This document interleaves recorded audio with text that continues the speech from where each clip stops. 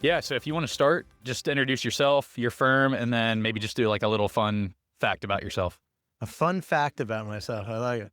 Well, my name's Mike Kelly. I'm from Allentown, Pennsylvania. We have a firm in southeastern Pennsylvania called KCBA Architects.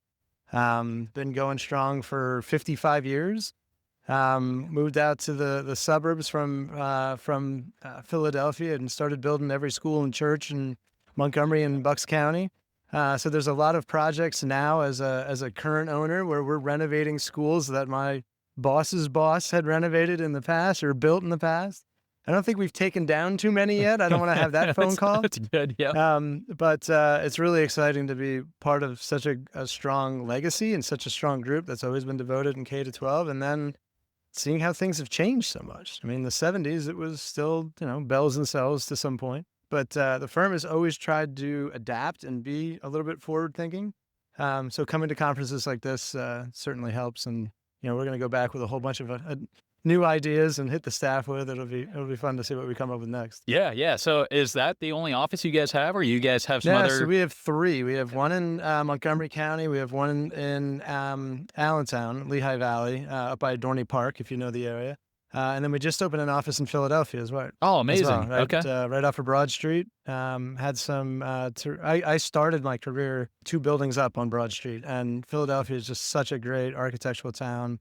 A lot of smart people, a lot of great schools of architecture there. So we were able to start that office and fill it with some tremendous talent. We're really excited about all the new people that we have that we would not have been able to collaborate with without having an office in the city. So it's nice in 3 groups. It's not that far away from each other. We're not flying from one office to another. I can, get from one to the other in under an hour every time. So it's good to have a bigger group to collaborate with. Oh, that's awesome. That's awesome.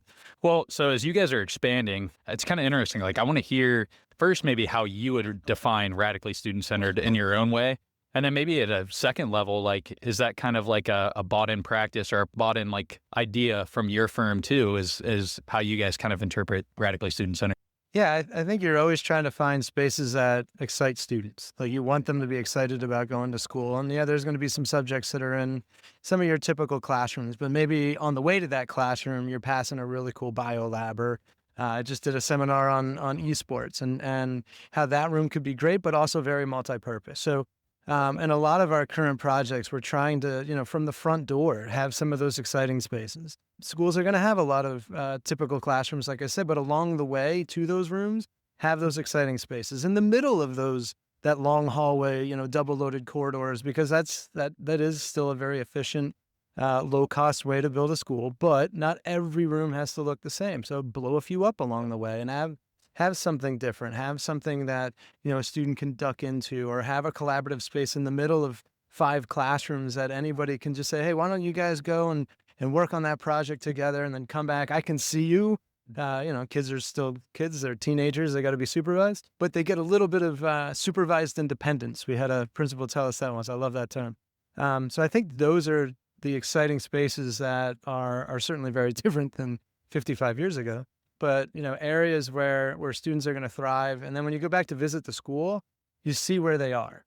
Like see the areas of the building that are crowded. Yeah. You're like, oh, yep, that space worked. There's a whole lot of kids sitting around. Oh yeah, we need more furniture. We don't have enough chairs in this space because this is where everybody wants to go before school or during lunch. And so those are exciting things to say. Yeah, and you're in such an awesome perspective where you guys have been around, like you said, for so long that you can kind of go back and see how that's evolved over time. That's really cool.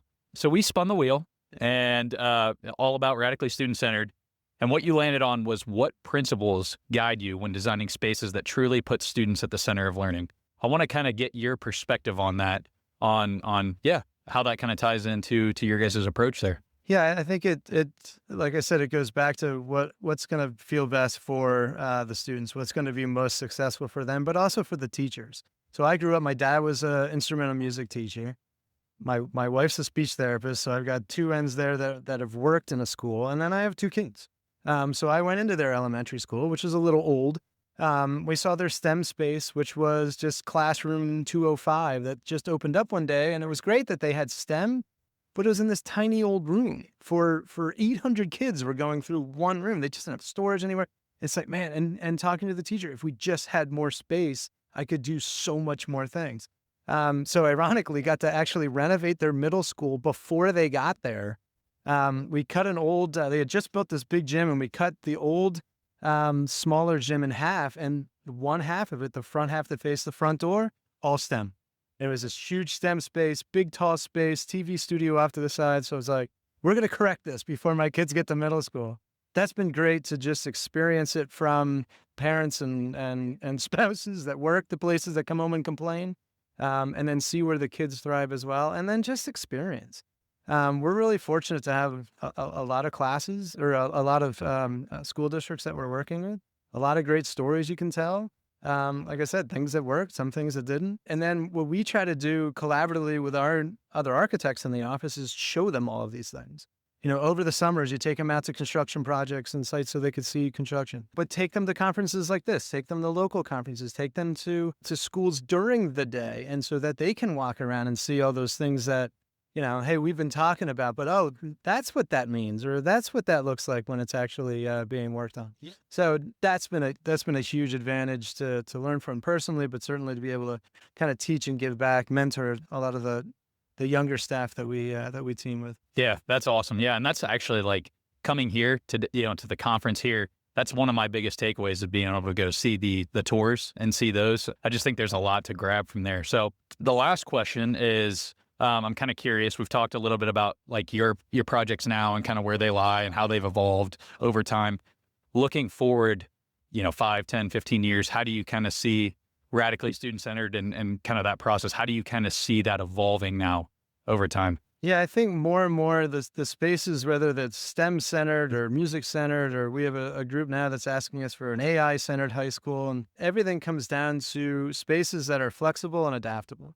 Because whatever they're asking for, 10, 15 years ago, everything was STEM. Now it's AI. Okay, great. 15 years from now, what's that going to be? And we don't want the schools that we build now to have to be knocked down or radically changed, or if they can be, moderately changed to modify to a new idea. That's what we're kind of trying to make sure we focus on. I think in the 70s, maybe everybody thought, hey, we know what we're doing. This is what a school should look like. I think admittedly, most of us now are going, we think we know what we're doing, but I bet you it's going to change in 10 years. So let me make sure that this space can adapt over time. Let's make sure you have all the power and the data and a sink or three if you need to.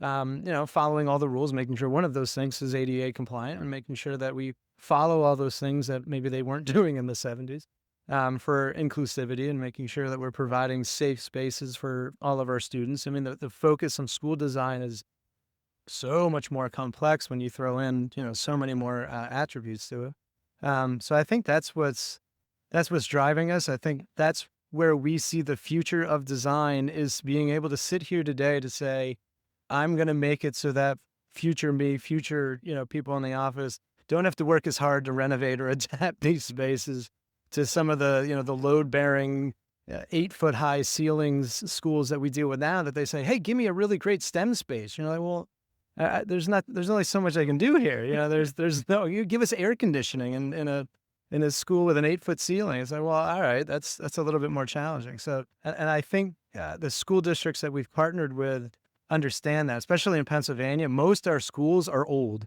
Yeah. So they all have a school from the 60s. And so when we say, hey, you know what, we need a little bit more height in that new school ceiling so that we don't run into this problem. They go, yeah, I know that, because did we have that at Main Street Elementary or whatever. And so they're learning too. Yeah, that's what I was going to ask you, was that, like, I feel like from having all the conversations today, like actually getting like that buy-in from the community can be the toughest part. But it sounds like from you, since there are a lot of older buildings in your area, it might be kind of easier to kind of point to some of those things, or what's kind of your thoughts there? Sure. There's always going to be those few people that it doesn't matter what you talk about, they're not so sure. But I think the school districts have become a little more educated on what's new, what's coming, what's best for their teachers. I think they're more in a position now, or at least I've seen, that they're asking their teachers, what do you think? What do you need?